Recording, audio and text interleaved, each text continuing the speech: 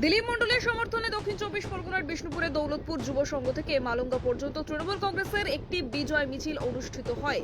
মিছিলে বিপুল সংখ্যক কর্মী সমর্থকদের উপস্থিতি চোখে পড়ে। মিছিল শেষে বক্তব্য রাখতে গিয়ে দিলীপ মণ্ডল প্রকাশ্যে হুঁশিয়ারি দিয়ে বলেন, যাদের বাড়ি ভেঙেছ 15 দিন থেকে 1 মাসের মধ্যে ক্ষমা চেয়ে সব সারিয়ে দাও, না হলে তোমাদের বাড়ি বিক্রি করে আমাদের কর্মীদের বাড়ি সারিয়ে দেব। 15 বছর সংযম দেখেছি আর নয়। পাশাপাশি অভিযুক্তদের কান ধরে উঠবোস করার কথাও বলতে শোনা যায় বলে অভিযোগ। এই মন্তব্যকে কেন্দ্র করে রাজনৈতিক মহলে ব্যাপক চর্চা শুরু হয়েছে। এক অংশের মতে ক্ষমতা হারানোর পর বিষ্ণুপুরের তৃণমূলের এই প্রথম বড় শক্তি প্রদর্শন। Bureau report, DN news Bangla. গত 5ই মে ওরা সারা বিষ্ণুপুর জুড়ে এবং 4 তারিখও বিভিন্ন পার্টি অফিস ভেঙেছে, আমাদের নেতাদের ঘর বাড়ি ভাঙচুর করেছে, আমাদের যারা বুথের সভাপতি তাদেরও ঘর বাড়ি ভাঙচুর করেছে, পার্টি অফিস ভাঙচুর করেছে। এবং 5 তারিখেও আমরা দেখলাম আমাদের আমগাছিয়া পার্টি অফিস ভেঙেছে। তখন আমি রাস্তায় নেমেছি এবং আমি যখন রাস্তায় নামি তখন ওদের সেন্ট্রাল ফোর্স, অন্যান্য ওদের প্রার্থী যে যেতে নিয়ে সে 30খানা বাইক নিয়ে মিছিল করে আসছে। লজ্জার বিষয়। যখন আমার সামনে এলো আমাকে বলছে, এটা আপনি দেখুন। আমি কি দেখবো? যে বাবার নাকি কার হাত ধরে টানা নিচ্ছে, সেটা আমরা প্রুভ করে দিয়েছি।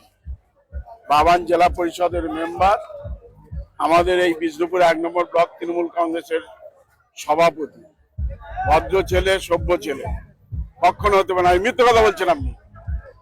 তারপরে অনেক তর্কাতর্কি হওয়ার পরে আমরা ওই দিনও আমরা একটা মিছিল করি। 50 জন ছিল। আমরা মিছিল শেষে 2000 মিছিল হয়েছে।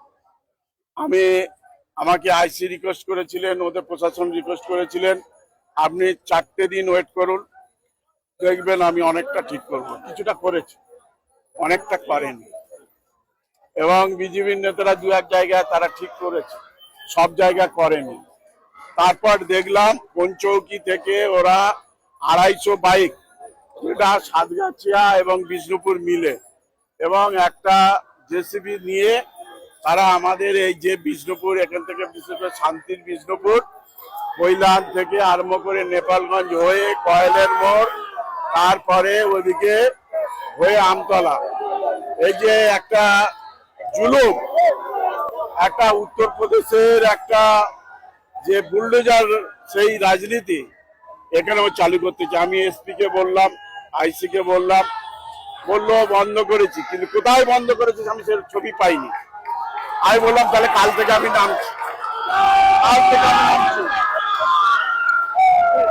তাই আজকে নেমেছি এবং আমি আমতলায় নামবো।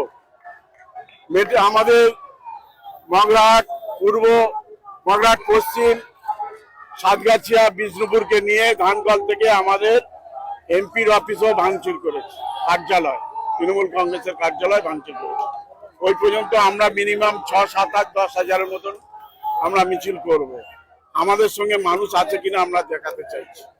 আর এখানে কয়েকটা হারমাত, এই যে দেখছেন বিল্ডিং, পুরো বেআইনি, কোনো পারমিশন নেয়নি, কোনো নকশা নেই, সব নেই। সে এখানে আবার করে সন্ত্রাস করতে চাইছে প্রফুল্ল বলেই। ওদিকে অভিজিৎ নস্কর, তার কোনোদিন আমি চিনতাম না, সে বলছে নাকি তার বাড়িতে খেয়ে মানুষ হয়েছে। আমি এই জায়গা থেকে আমি এক্ষুনি বলছি, যারা যারা আমাদের বাড়ির ঘর দূর ভাঙচুর করেছে তাদের প্রত্যেকে টাকা দিয়ে ছাড়িয়ে দিতে হবে, আর ওখানে কান ধরে উঠবোস করতে হবে।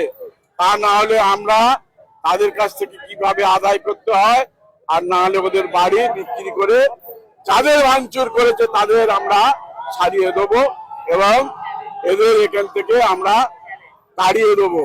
এখানে শান্তির বিষ্ণুপুর, সেই শান্তির বিষ্ণুপুর অশান্ত করে তুলেছে। কালকের বোম্বিং হয়েছে, আমি আইসি কে বলেছি, আমরা বিভিন্ন ছবি দিয়ে দেখিয়েছি, এসপি কে জানিয়েছি, এগুলো দেখুন।